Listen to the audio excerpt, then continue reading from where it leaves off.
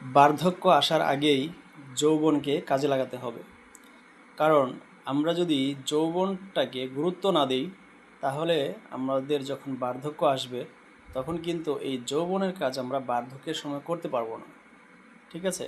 অতএব বার্ধক্য আসার আগেই যৌবনটাকে মূল্যায়ন করতে হবে, কাজে লাগাতে হবে।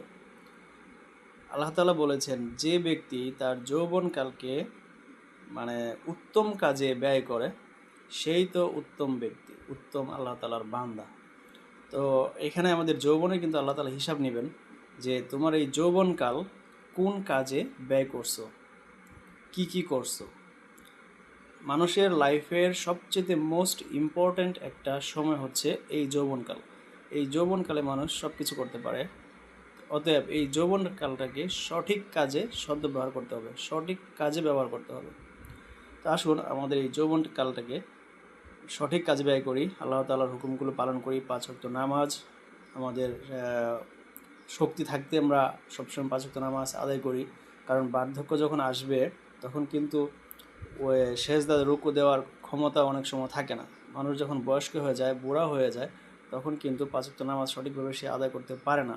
কোমরে ব্যথা, হাতে ব্যথা, পায়ে ব্যথা, পায়ের হাঁটুতে ব্যথা, গিরাতে ব্যথা থাকে, অনেক সমস্যা থাকে।